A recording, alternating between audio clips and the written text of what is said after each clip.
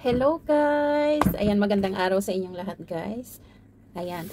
So ngayon, gagawa tayo ng biryani rice guys. Ayan, so itatry natin siya. First time kong gagawa nito talaga guys.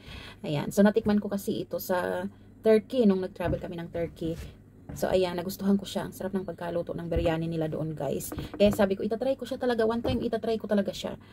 Ayan, tapos meron kaming kinainan dito minsan na nag-order kami ng biryani rice. Ayan, gusto ko ang lasa niya guys. Kaya lang, yung biryani talaga ay, ano siya, yung medyo spicy dapat. Kaso lang guys, yung lulutuin ko ngayon, hindi siya spicy kasi may bata nga akong pakakainin.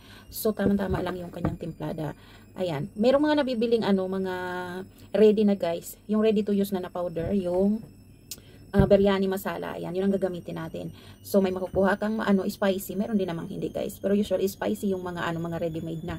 Ayan, kung gusto nyo namang hindi maanghang, pwede kayong gumawa ng, ng homemade talaga, guys. Pagsama-samahin nyo na lang yung mga powder. Ayan, yung mga ingredients, powder ingredients na gagamitin natin. Pwede naman nating sama-samahin na lang yun. Ayan, kasi kung nagluluto ka, syempre kompleto naman yung mga ingredients natin. Pwede namang dito na natin gawin sa bahay kung ayaw nyong bumili nung ready-made na guys. So ayan, i-share ko lang sa inyo yung unang pagluto ko ng biryani rice guys. Ayan, sabi ko sana magustuhan nila. Sa awa ng Diyos guys, nagustuhan naman nila yung lasa. Ayan, so ayan, samahan nyo ako guys. Bago yan, mag-intro muna tayo.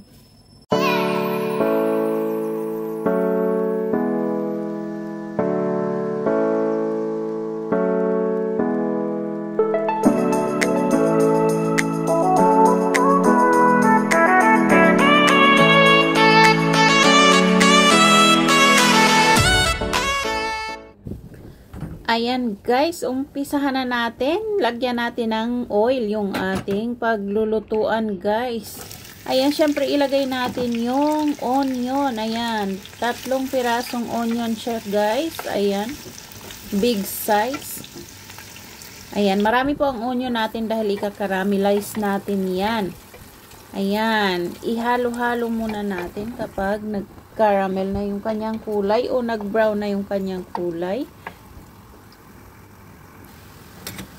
Ayan, babawasan natin siya guys kapag ganyan na ang kulay. Kukuha tayo ng konti para sa ibabaw ng rice mamaya kapag luto na guys. So ayan, pagkatapos mag-separate, ilagay natin yung chicken legs guys. Ayan, nasa sa inyo kung anong parts ng chicken ang gusto nyong ilagay. Ayan, so meron akong chicken legs. Yan ang gagamitin ko guys. Siyempre naglagay ako ng 1 teaspoon garlic at 1 teaspoon ginger. Ayan. Ihalo natin yan guys. Haluin lang ng maigi. Kailangan maigisa-gisa siya para mag-absorb yung lasa ng onion sa ating chicken. Ayan, kapag nakita nyo guys, medyo pumuti na yung chicken. Ibig sabihin, medyo luto na yan guys. Ayan, so pwede na nating ilagay yung ating masala powder or biryani masala guys. Ayan, meron pong nabibiling ready-made niyan. Ayan, nakalagay na siya sa isang pakete guys. Kung ayaw nyo naman, pwede nyong gawin sa bahay. Ayan. So maglagay tayo guys ng tomato. Ayan, 2 pirasong tomato yan. At may kasamang tomato sauce guys. Ayan. So, bali 1 cup siya. Including na yung 2 tomato. Ayan. Ilagay natin yung 2 cups na yogurt. Halo-haluin syempre guys.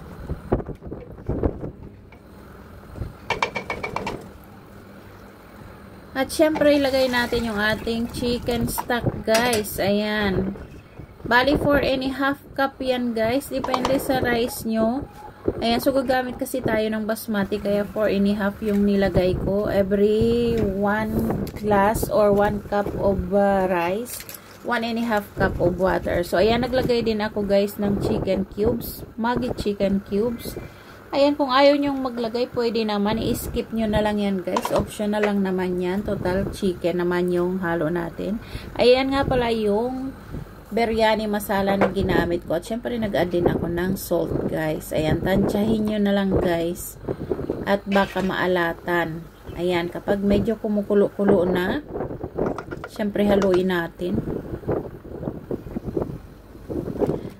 Ayan, so ilagay na natin guys yung ating basmati rice. Ayan, 3 cups nga pala na basmati rice yan guys. Hinugasan ko na yan at syempre kailangang ibabad ng 30 minutes.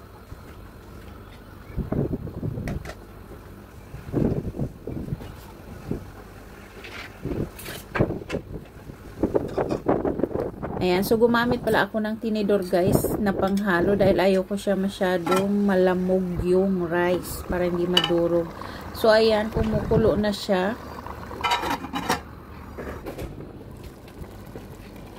Ayan na siya guys. Siya nga pala guys, pag nagluto kayo nyan, huwag nyo masyadong haluin dahil nababad nga yung rice. So madali lang siyang maluto. Ayan, dahil luto na guys, ilagay na natin yung caramelized onion sa ibabaw.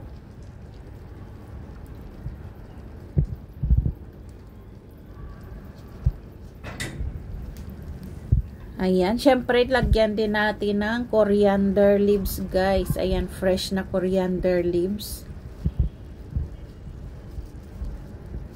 Ayan, masarap yan guys kapag may halong ganyan.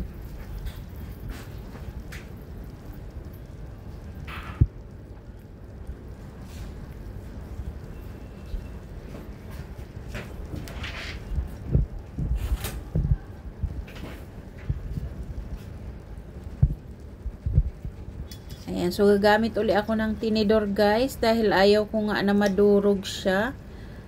Ayan, pwede rin gumamit kayo ng chopstick para tansyado lang yung paghalo nyo guys.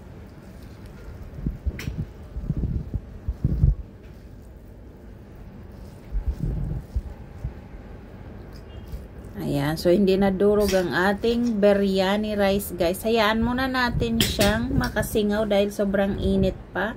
At para maiwasan din na madurog yung rice guys. Ayan yung ating halong chicken legs guys. Ayan na, luto na. Ayan, syempre magsiseparate ako ng pagkain ng alaga ko guys. Yung amo ko, ayan, syempre kinuhaan ko muna siya ng kanyang kakainin. At pagkatapos ilalagay naman natin yung mga pagkain ng bata guys. So ayan yung sa amo ko, nakaseparate na.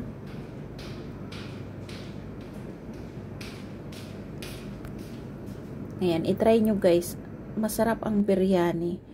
Lalo kung spicy ang pagkaluto niya. So, ayan naman guys, yung ating i-deliver sa mga bata.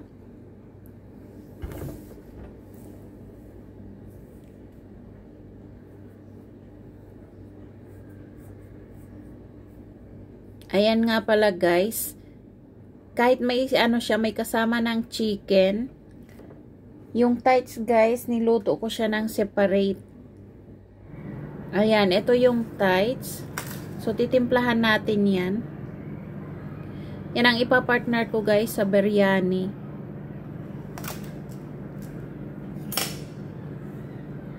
Ayan, syempre maglalagay tayo ng garlic puree guys.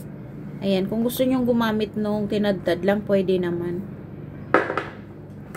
Ayan, syempre lagyan din ng salt. Iodized salt or rock salt. Ayan, pwede kayong gumamit kung anong gusto nyo. O Himalayan salt, pwede naman guys. Ayan, kayo na ang magtansya ng salt. At syempre maglalagay tayo ng dried thyme powder. Ayan, so pinatuyo talaga namin yan guys. Sariling ano yan, pananim. Ayan, hindi ko alam sa Tagalog kung ano yung thyme powder, pero gamit na gamit talaga siya dito. Ayan, so lalagyan din namin siya ng lemon juice guys. Ayan, masarap na combination yung timpla na yan guys, itry nyo. At syempre, maglalagay tayo ng olive oil guys. Alam niyo naman, gamit na gamit dito ang olive oil. Ayan, huwag kayo mag-alala doon sa olive oil guys. Dahil pag medyo naluto na yung chicken, pwede naman nating tanggalin yung oil. Ayan, kasi iibabaw naman siya. Kailangan lang talaga na shiny yung chicken kapag naluto na, guys. Ayan, syempre kailangan yung i-massage konti yung chicken, guys. I-massage ba o imasin, ano ba? Nakalimutan ko sa Tagalog kung anong saktong salita nun, guys. Ayan, so kailangan ganyan ninyo para mag-absorb yung lasa ng ating mga nilagay na ricado, guys. Ayan, para pumasok sa loob yung lasa.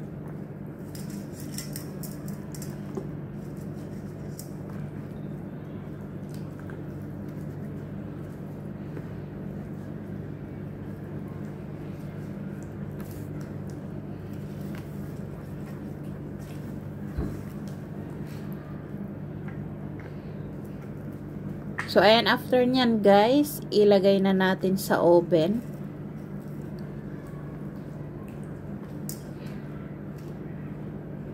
Ayan, i-roast natin yan sa oven, guys.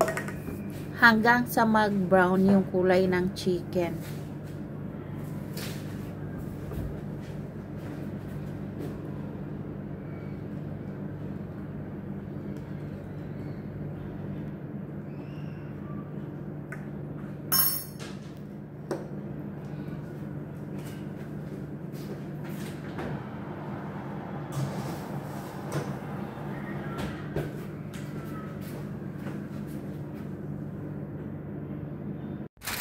Ayan na, guys, luto na. Tinakpan ko nga muna siya para hindi naman masunog dahil nag-brown na yung ibabaw niya, guys.